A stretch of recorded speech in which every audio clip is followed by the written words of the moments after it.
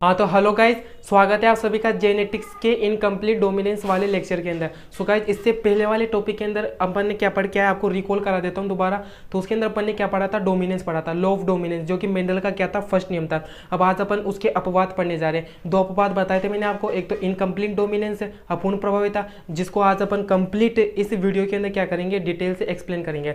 और दूसरा कौन सा था, कोडोमिनेंस, जिसे अपन नेक्स्ट वीडियो के अंदर डील करेंगे। तो देखो गाइज, अगर वो आप पहले वाला वीडियो देख के आओगे ना, लॉ ऑफ डोमिनेंस, तभी आपको ये समझ में आएगा। सो गाइस, पहले उस वीडियो को देख लेना, अगर अभी तक नहीं देखा और देख लिया तो तब तो अच्छा काम है। तो देखो गाइस, आज अपन क्या पढ़ने जा रहे हैं, इनकम्प्लीट डोमिनेंस है। और आप सब जानते हो ये क्या है, मेंडल का जो नियम था फर्स्ट लॉ ऑफ डोमिनेंस, उसका क्या एक्सेप्शन यानी कि अपवाद है।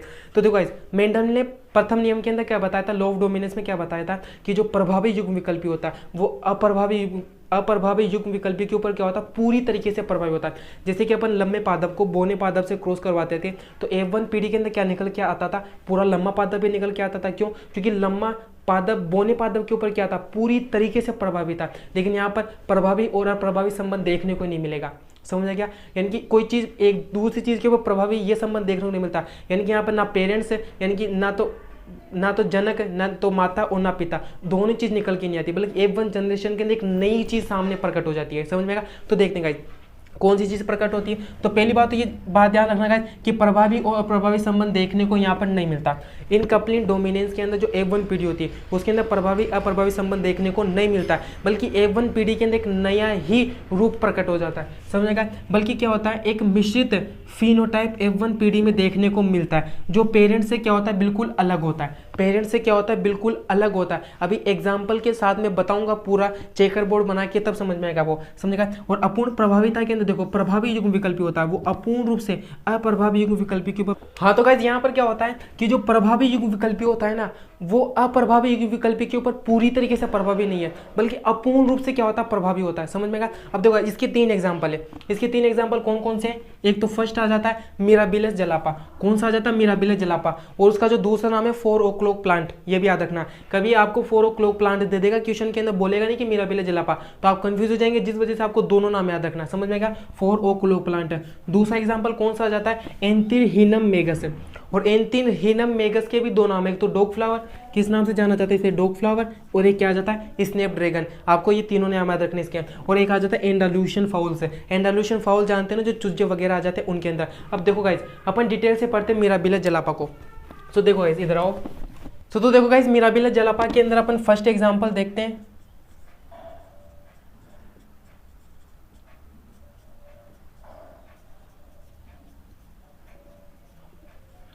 तो देखो गाइज, मिराबिलस जलापा के अंदर इनकम्प्लीट डोमिनेंस को किसने समझाने की कोशिश की थी? कार्ल कोरिन्स ने।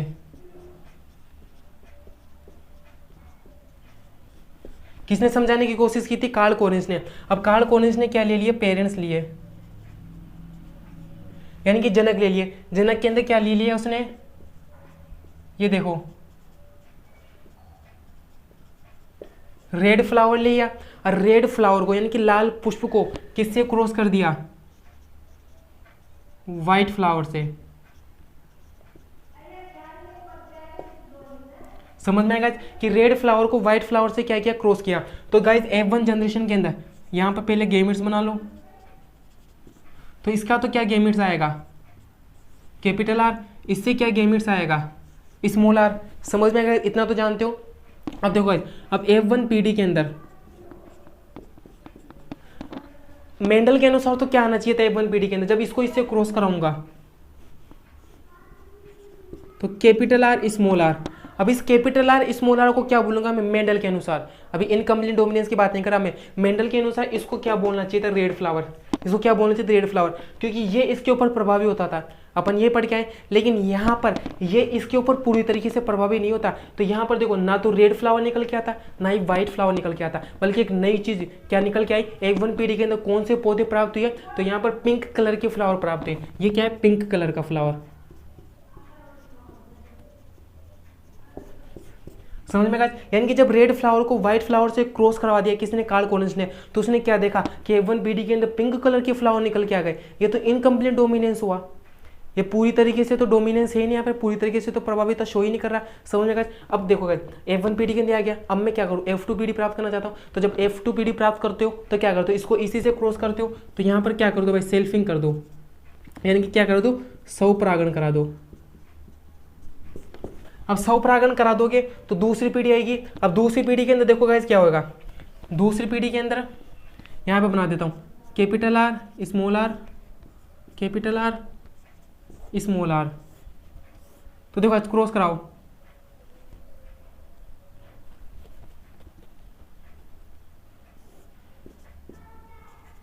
इसको इससे क्रॉस कराओगे तो कैपिटल आर, यानी कि एक तरफ कैपिटल आर स्मॉल आर तो ये वाला ले लिया, और एक तरफ कैपिटल आर स्मॉल आर ये वाला ले लिया। नीचे जगह नहीं, जिस वजह से इधर बना रहा हूँ। समझ में आ गया?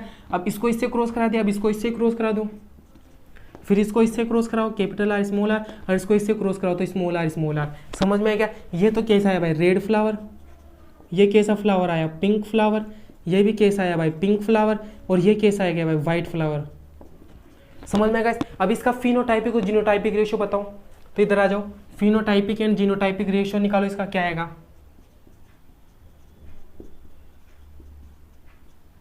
फिनोटाइपिक एंड,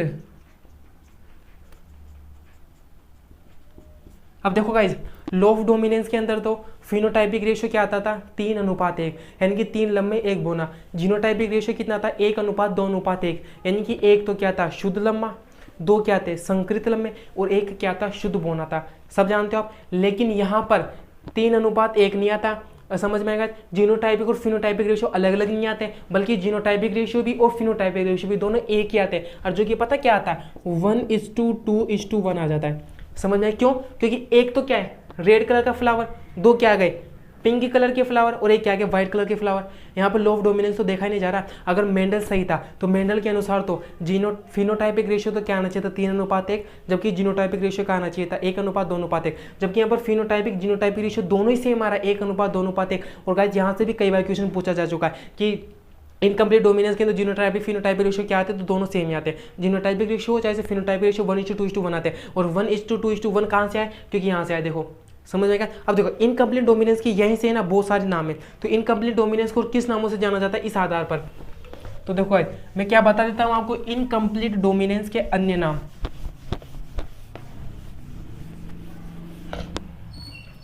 तो देखो गाइस,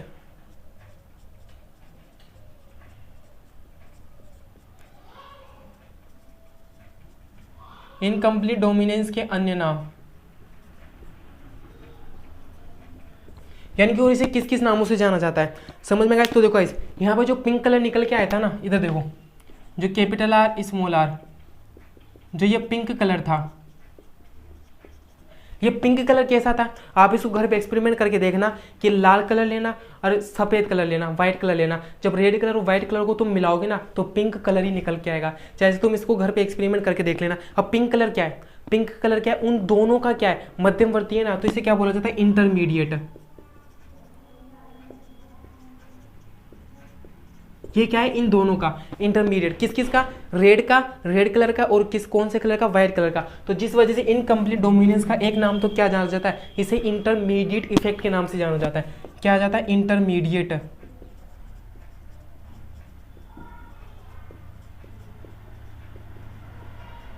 इंटरमीडिएट इफेक्ट के नाम से जाना जाता है।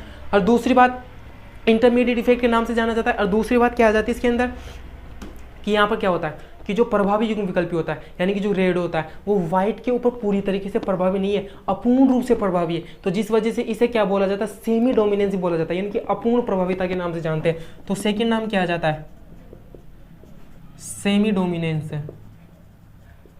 समझ में गया गाइज? और थर्ड नाम देखो, अब थर्ड नाम के अंदर क्या होता है, देखो गाइज, जब तुम रेड कलर को और व्हाइट कलर को घर पे मिलाओगे ना तो दोनों के मिश्रण से आता है ना। समझ में आ गया? तो इसे क्या बोला जाता है, इसे क्या बोला जाता है, इन ब्लेंडिंग इनहेरिटेंस बोला जाता है, यानी कि मिश्रित वंशागति का एग्जांपल है। क्या बोला जाता है, जब तुम व्हाइट कलर को और रेड कलर को मिलाओगे तब क्या होगा, दोनों के मिश्रण से तो निकल के आया। समझे? तो इसे क्या बोला जाता है, मिश्रित वंशागति। समझ में? यानी कि ब्लेंडिंग इनहेरिटेंस का एग्जांपल ये BLENDING, इनहेरिटेंस है।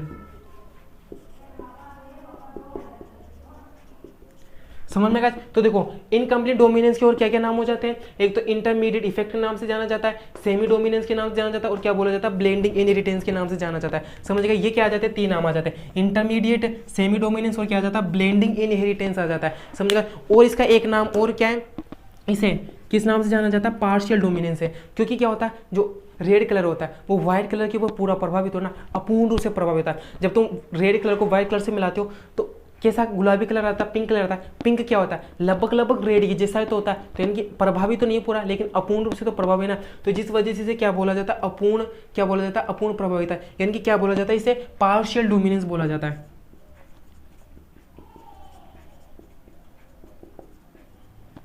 समझ में गाइस। तो ये क्या थे, इनकम्प्लीट के कुछ और नाम थे। अगर आपको इन नामों से आ जाए कि सेमी डोमिनेंस बताओ, ब्लेंडिंग इनहेरिटेंस बताओ, पार्शियल डोमिनेंस बताओ या इंटरमीडिएट इफेक्ट बताओ, तो ये सारे के सारे नाम क्या है, इनकम्प्लीट डोमिनेंस की। तो आपको कंफ्यूजन होने की जरूरत नहीं है। अब देखो गाइस, अपन ने पहला एग्जाम्पल अभी तो अपन ने पहला एग्जाम्पल क्या किया, देखा है, जो कि क्या नाम था, मिराबिलस जलापा के अंदर कार्ल कोरेज ने बताया था। अब दूसरा क्या देखते हैं अपन, दूसरा एग्जाम्पल किसका था, एक तो एंडालुसियन फाउल्स का था।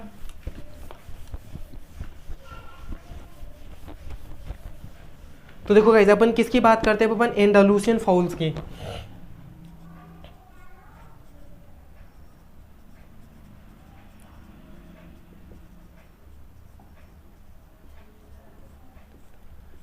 तो एंडालुसियन फाउल्स के अंदर पता गाइस क्या हुआ, पेरेंट्स ले लिए, एक तो ब्लैक कलर का फाउल लिया,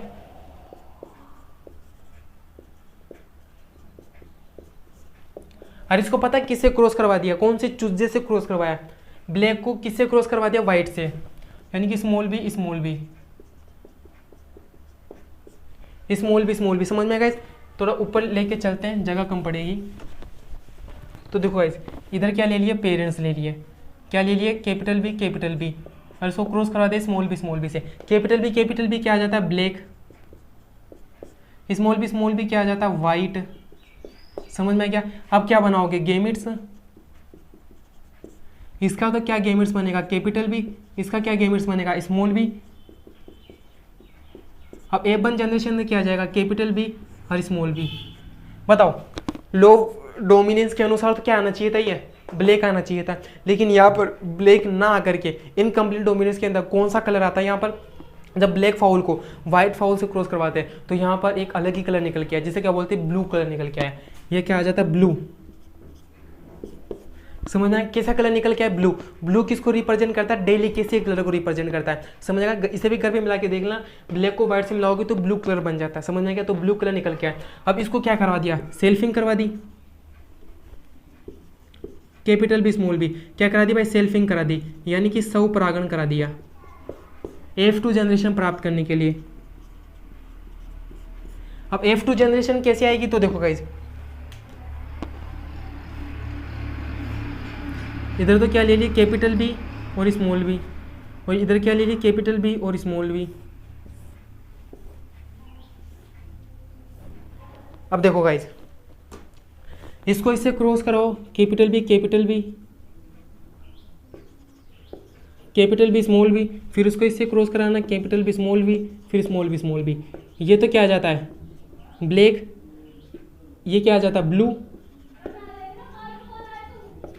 ये भी ब्लू, और ये कैसे आ जाता है, व्हाइट आ जाता है। तो यहाँ पर ही वही जीनोटाइपिक फिनोटाइप रेशियो बताओ, 1:2:1 आएगा नहीं आएगा, दोनों के दोनों रेशियो क्या आ जाएंगे, सेम के सेम आएंगे नहीं आएंगे। अब पता है उन्होंने क्या किया, जो ये फाउल्स वगैरह थे, इन्होंने क्या किया, इन्होंने मार्केट के अंदर जो पता है, जो ब्लैक कलर के फाउल थे और जो व्हाइट कलर के फाउल थे, इनकी मार्केट के अंदर वैल्यू क्या थी, कम थी, यानी कि जो मार्केट में जो दाम मिलता, जो पैसा मिलता वो क्या था, कम था। तो इनके जो पालनहार थे उन्होंने क्या किया, जो मुर्गी फार्म वाले थे उन्होंने क्या किया, जब ब्लैक को व्हाइट से क्रॉस करवाया ना तो क्या आया कि ब्लू कलर निकल के आया।